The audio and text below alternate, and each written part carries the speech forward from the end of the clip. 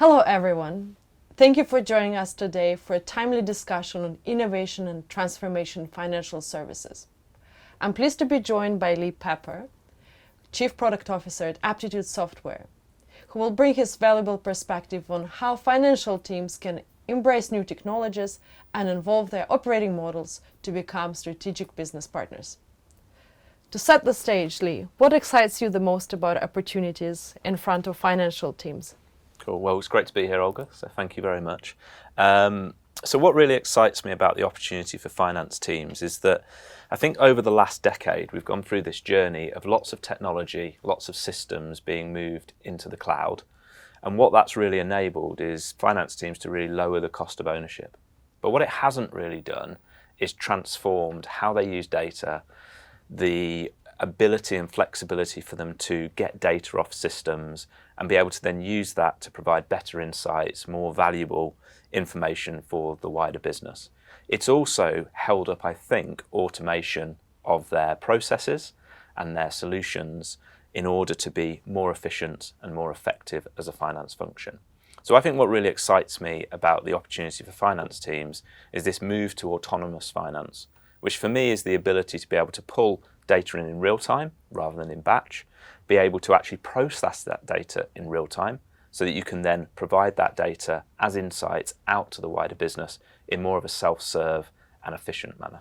Thank you, Leigh. So this is really exciting, and I think particularly for finance teams. What are the main challenges that you expect these teams to face?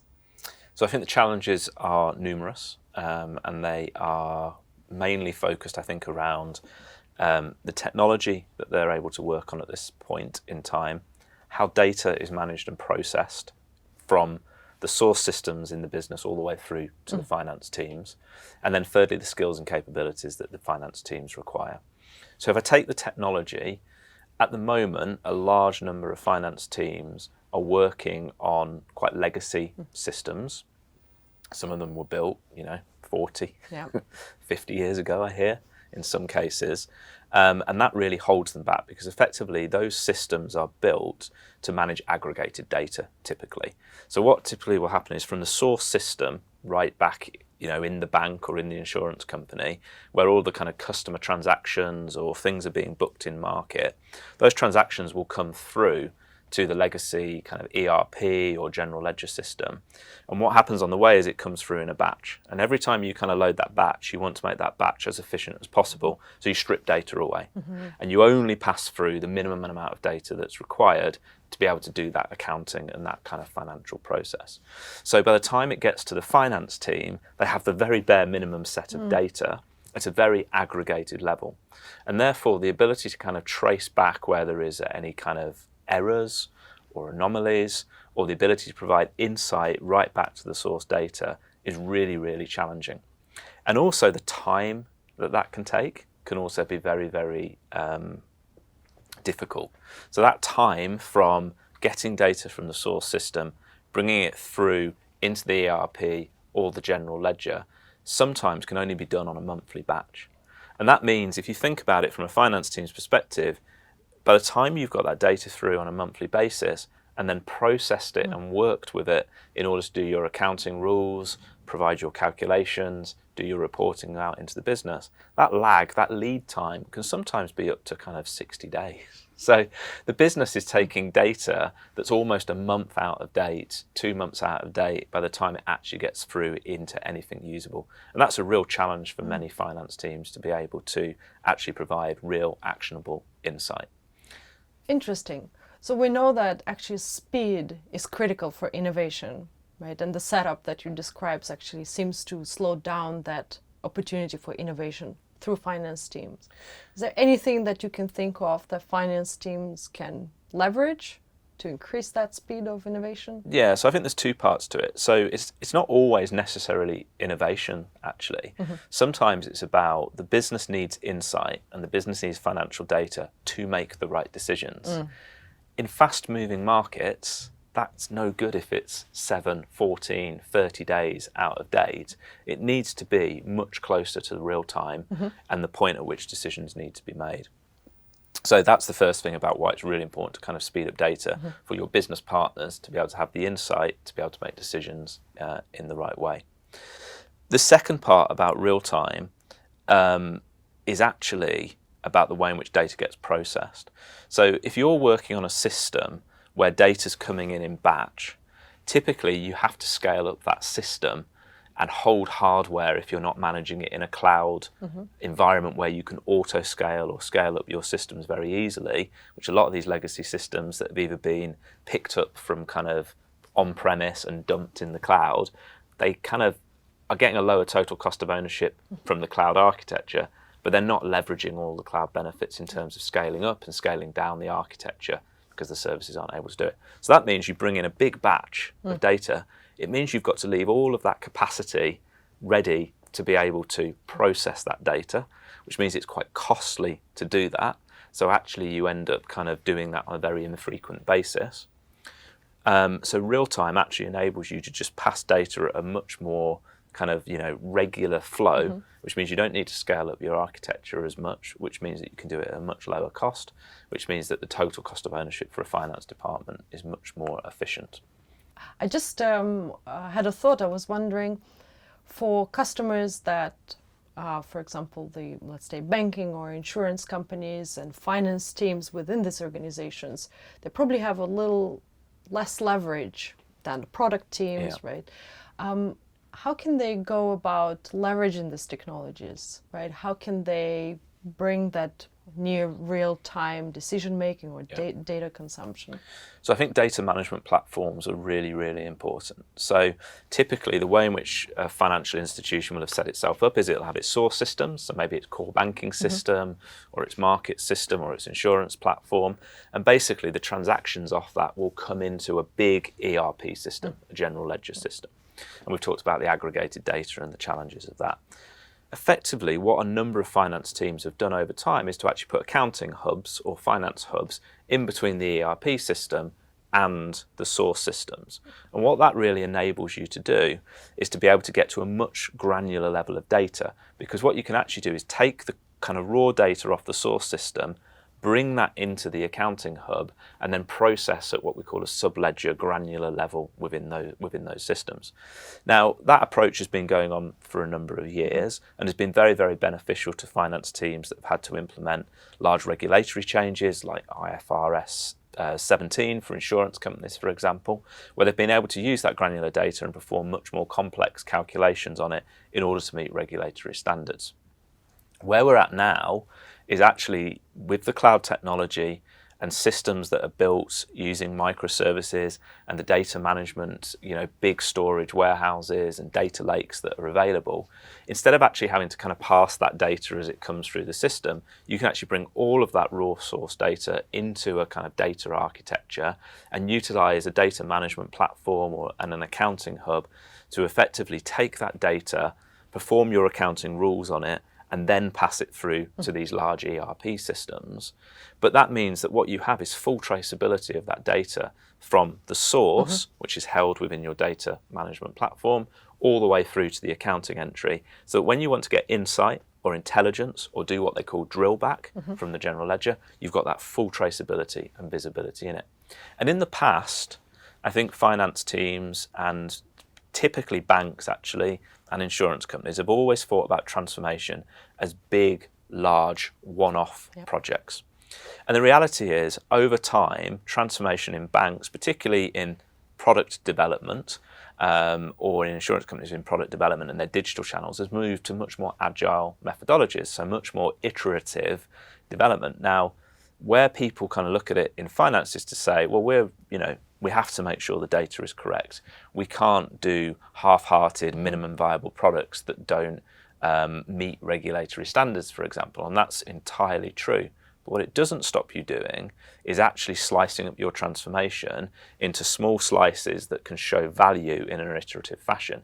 So because these data management platforms, these accounting hubs are now built in a cloud-native way, their total cost of ownership is actually significantly less than what they perhaps were in the past, which means that you could actually implement one of these in front of your existing legacy general ledger or in front of the new cloud ledger that you're putting in order to get this granular data for a relatively low cost, and then start to iteratively move different accounting processes and flows through onto that platform, prove the value, prove that it can be done in a regulatory compliant way, that it gives you the depth of the data that you're looking for and enables the accounting rules and calculations to be set up in a really efficient and easy manner.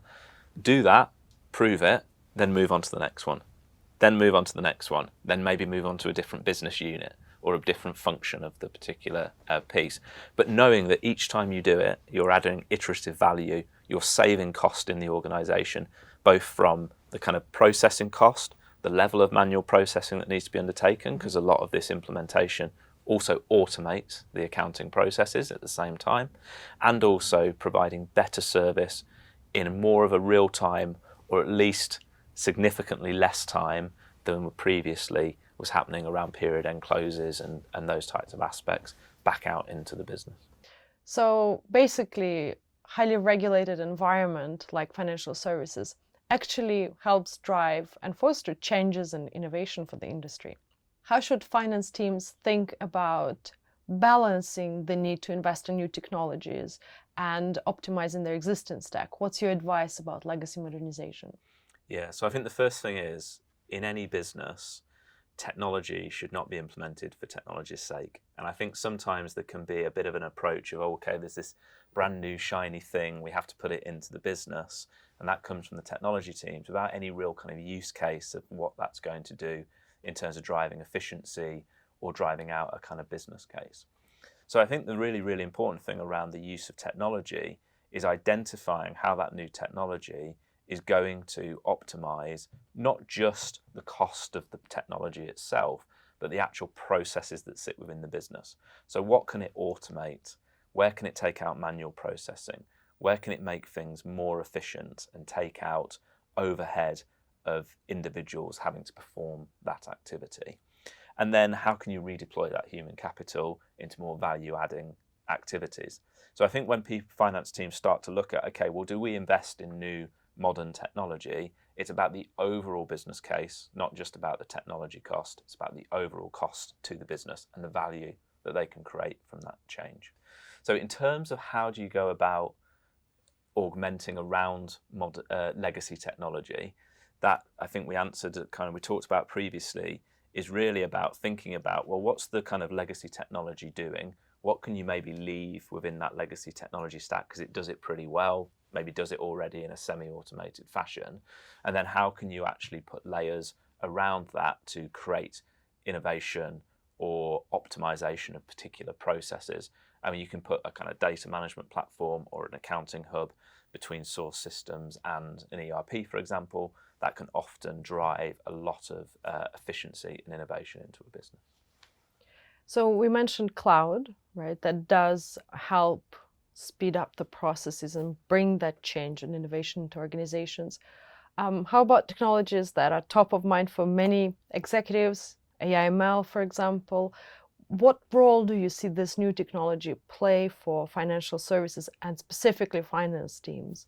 Any suggestions on how to embrace this technology, bring it inside the organization? So I think there's two opportunities here.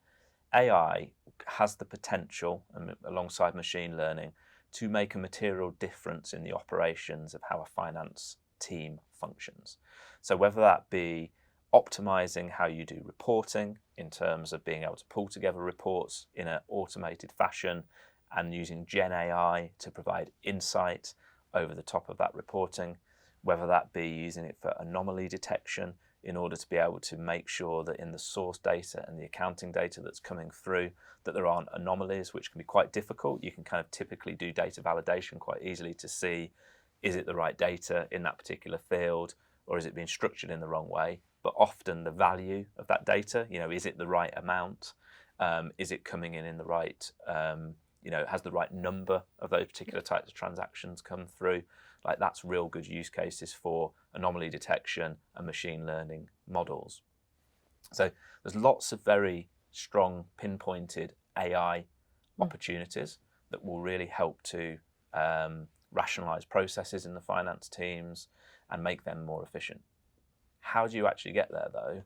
Unless you are able to get the data into a format and into a store where you can actually use AI models over the top of it, or machine learning models over the top of it, then AI is just a fantasy. And unfortunately for many finance teams, unless they get that data architecture sorted, then actually the use of AI is going to be very, very constrained in terms of what they can do in the short term. So you have to get these foundational data capabilities right in the first place. And in many financial services institutions, there will have already been a data strategy. There will be data warehouses and data lakes across the organization that are trying to aggregate and bring data together in a way that can be used for analytics, AI, machine learning, and those types of aspects. The challenge for the finance teams is they often get forgotten in that transformation. So that data will be used for the businesses in terms of how they service customers, how they provide, marketing offers, customer communications, these types of things. And then the finance team become this kind of forgotten kind of function at the end of the process that effectively just has to pick up the kind of the raw data that they're still getting, transform it and put it into their ERP systems. So I think the finance team's really thinking about, well, how do they start to have a data cloud, financial data cloud, that can have the source data that they need in order to be able to have the full traceability, the drill back, and then to be able to overlay these optimizations and these learnings on top from AI and machine learning is really, really important. The other piece you need is actually systems and solutions that enable you to take action.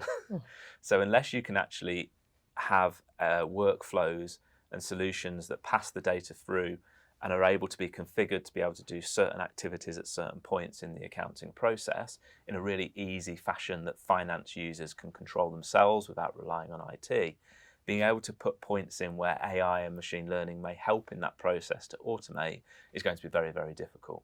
So you have to get your technology architecture right in the first place to really maximize the use of AI and machine learning in your overall processes. But the opportunity is huge. This move to autonomous finance is not going to stop, but there are stages that companies need to go through in order to really realize the full potential of those solutions.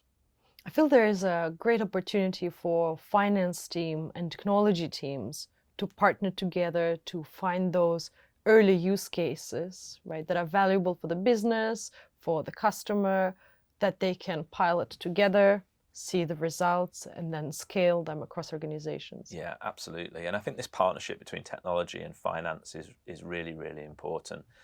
Really making sure that the finance teams are clear in the processes, the optimizations, the use cases that they want to solve for, and then really working with technology to make sure that they have technology that enables that, really can bring this to life and be quite powerful. But I think going back to kind of my previous points, thinking about this as less huge, big bang, AI is going to transform absolutely everything we do in one single transformation or one single project is not really the way to be thinking about it. So small incremental change is actually the way to be thinking about it. Putting in place the data management capabilities, maybe for just a single set of your kind of source systems and accounting flows, using a data management platform and accounting hub initially can be a really kind of relatively low cost in the overall grand scheme of things way of starting that particular journey. And then with that one process, you can then start to go, well, what are the use cases for AI, ML, even robotic process automation within this particular journey that we can then start to prove value on. And that then builds momentum internally within an organization to then go on and take on more source systems or more processes in that particular architecture. And I think that's really where finance teams have got to kind of start to think about how they can start to push technology towards that pattern and can start to identify smaller business cases for starting that transformation journey that can then get momentum within inside their organizations. Yeah, so this incremental journey, right, actually helps de-risk or perception, or reduce the perception of risk for internal teams, right, and encourage teams to take more courageous steps, right, and just be programmatic and pragmatic in some instances, and what use cases do you pursue, be prescriptive into how do you capture the value, how do you measure the value of the initiative, and then demonstrate it to the organization to get the further buy-in, right? To get the excitement for the team. Yeah, and I think modern technology platforms, kind of moving away from these big, clunky, all-in-one solutions that really are an all-in-one decision. You either implement it or you don't implement it. And if you do implement it, you know it's going to be a big multi-million pound, multi-million dollar program. And yes, there will be benefits and optimizations at the end of it, but that time to release value is probably going to be 12, 24, maybe even 36 months. So starting to think about how technology has started to kind of decompose big legacy systems into smaller, more flexible microservices-based solutions, and thinking about how can you use an ecosystem of platforms to achieve the same outcomes means that you can start to break down the challenge into smaller pieces, right? And you can start to take lower cost bets in order to deliver value, build momentum, and move on to the next piece without having to rip everything out of the business all in one go. That becomes a really, really risky decision for a CFO or a chief technology or CIO to make. I agree, and I think like for many teams, like finance teams, accounting teams, legal teams, they are risk averse by nature, right? This is their job. So creating the right environment for these teams to actually thrive on change is critically important for the organization. Yeah, absolutely. And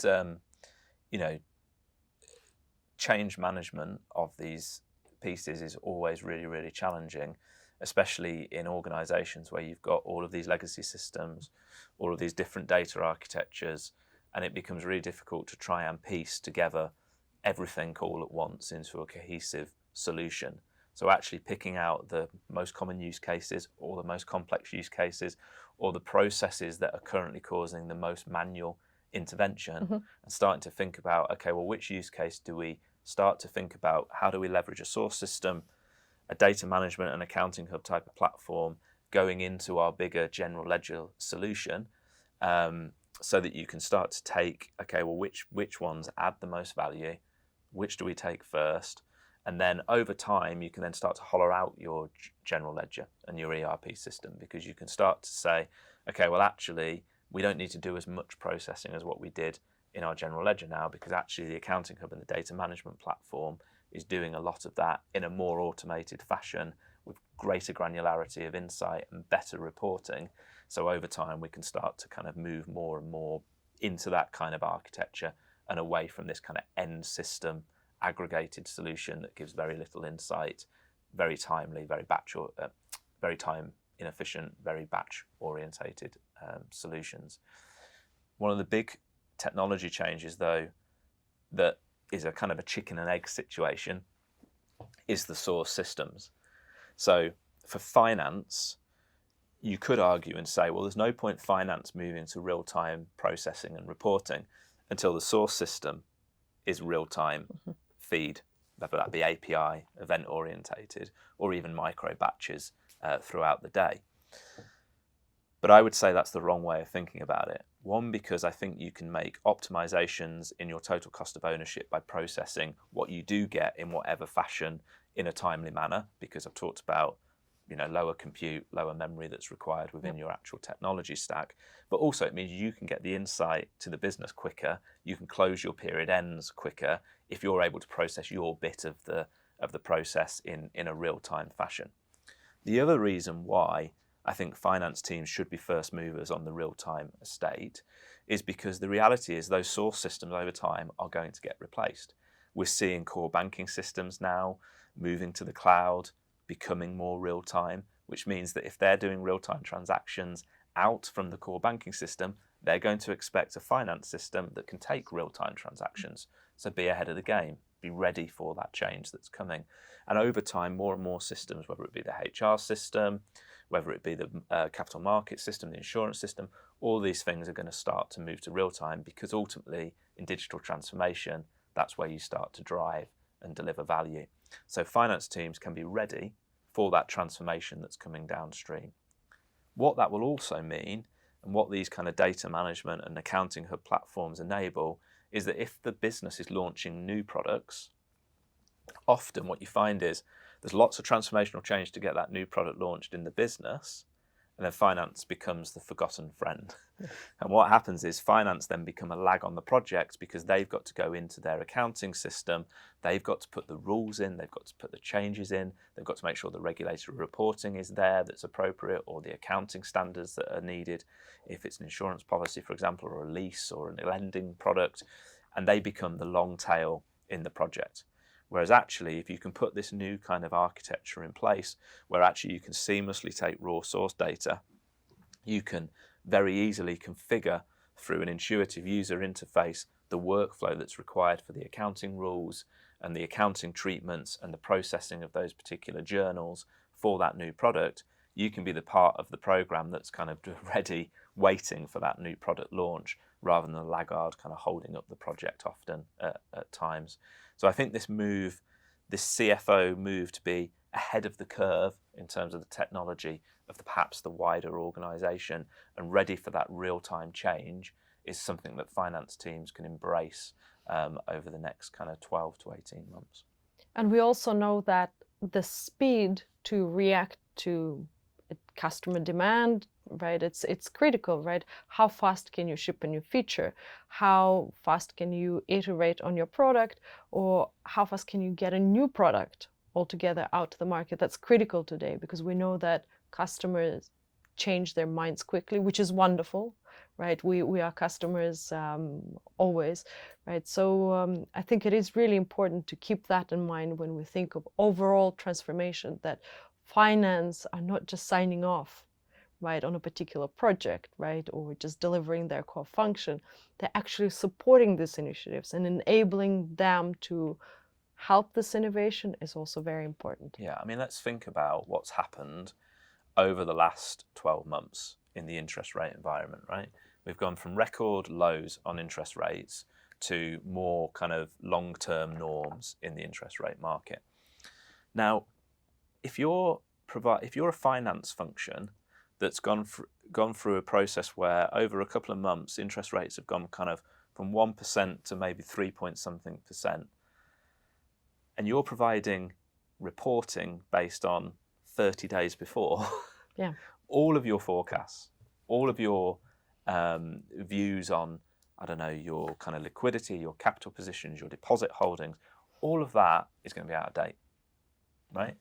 To be a function that is much more able to take that data in real time, is much more able to provide that data in a format out to the business that means that they can self-serve on that data, means that as an overall business, the finance team become trusted partners and advisors to the business, being able to provide forecasts and trends in a near real-time or real-time capacity, which means the business is going to value them more, but the business is also going to be able to make better, more sensible decisions about the products and the changes to the products that they want to make for their customers.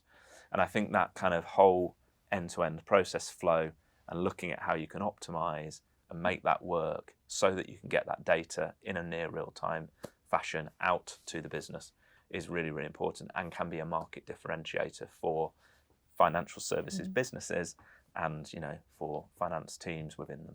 How can finance teams move away from reactive reporting to proactive analytics and decision making? Yeah, so, you know, we've talked a lot about the data management, getting that architecture right. But I think once you've got that right, then it's a bit of a journey for a finance team, right? So we're starting off in a position where at the moment, finance teams generally produce static reporting. So they kind of report on the what.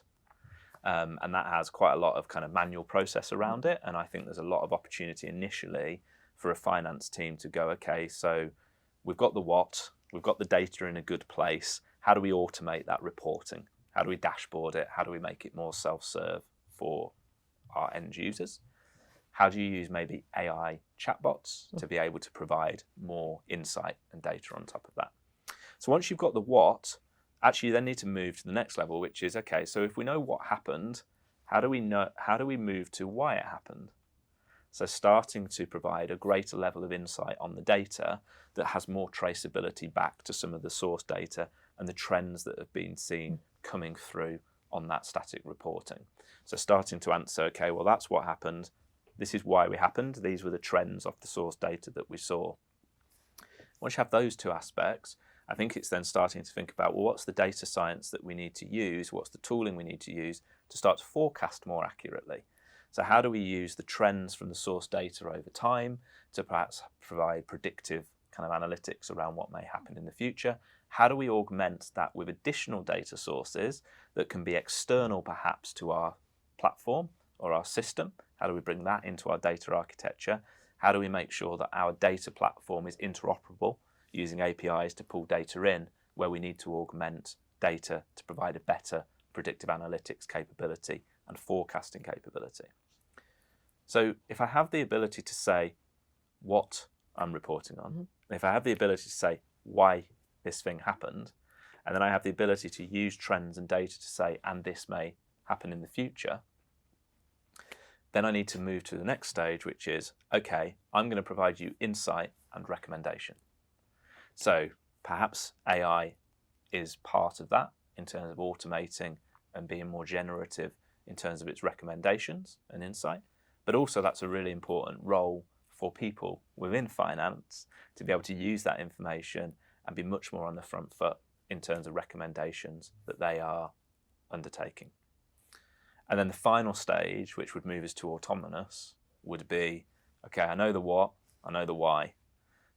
I can predict what I think is going to happen in the future and I can make some recommendations to course correct. Can we move to a truly autonomous place where that decision is automated and takes effect without human interaction? And I guess that's the next frontier that finance teams will maybe move to. But at least those first stages are all possible today, but you have to start with getting your data architecture, getting the granularity of data, and getting that platform to enable you to be able to do all of those aspects. I love how you call out this points that data in itself is valuable, and then the next level of value that we can create is insight, right? And then you can use the insight to drive particular action. I think we should all be excited about the opportunities, right, on that road to autonomous journeys, which is not going to be in one step or in one jump, right? That it's going to be iterative, as we discussed, small iterations that will over time prove the value, right, and help us direct in terms of risk assessment. I would like to touch upon on something that you just mentioned around talent. Right, this is critically important. We all work for organizations that consist of people, right? We are people. Do you think that this wave of new incoming technology, particularly in financial services and for finance teams, will that require upskilling talent? Will that make hiring more difficult, more challenging, or will it make it easier? I don't know. What are your thoughts? So I think the first thing to say is accountants aren't going away, right? So finance teams need accountants who understand the accounting rules and the regulations, because a lot of that is still interpretive. It's not deterministic. So that still is required. However, I think the overall finance function has a number of different kind of ways that it could go. So if you look at how the business part of financial services has started to restructure itself, you will see in many parts of the business that the business and technology are no longer separate divisions, right? They are considered as one.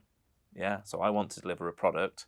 I have a set of product people, I have a set of engineering people or technology people, and they work in a cross-functional team together. I think finance needs to embrace that way of working. So we move away from this kind of, okay, we've got the finance team and we've got the finance technology team, to moving more to these kind of cross-functional teams that are using the technology to enable, new accounting processes to be put in place to automate, or bringing in new products so that they can enable them to be delivered to market, or providing new insight around that. So those skill sets require both financial expertise, finance expertise, some technology expertise. They're probably already in existence in reality in most organizations, and it's perhaps a way of working that needs to be addressed. But I think the area that, if you look at everything we've talked about, is around data science and is around the use of data and data analysis. And in many cases, in many organizations at the moment, data gets outsourced. There's a data team, and somebody in finance has to make a request to the data team to get the data. And if they want to make a change to that data or the structure or how it's reported, it's an IT job in the data team, and there's a really long lead time. I think the upskill needs to be around, well, one, putting in place tools and practices that mean you don't need to go deep into the data structures, because actually it's well stored, it's well structured, it's well governed, and therefore actually on the top layer of using that data, kind of above this semantic layer, you can have data skills, people who can go in and do kind of insight reporting, data science on top of it. But I think it's those data skills where really the forward-thinking finance teams will be investing in having those data skills alongside their accountants, alongside those finance skills. And I think for those early years careers coming through, I think you will start to find those who have perhaps been practicing in accountancy will come with some of those data skills. There will be an expectation that they are trained in as part of their development into the organisation. The 2 points that you just made, which are important when we think about people, is think about new ways of working, collaborative working, right? So it's not just the product and the technology teams. We need to bring the finance teams closer to that innovation, right? Closer to where the thinking and the building is happening, not just the afterthought. I agree with you on this. And the second point that you bring up is that framework of self-serve, right? So using the tools, using technology as the enabler, and that we know removes the barriers and helps teams move faster. What metrics should finance leaders track to benchmark progress? So I think this is a really interesting one. So clearly I've talked a lot about technology as an enabler today. And one of the things that we've really seen as a trend in technology over the last decade is the move to DevOps.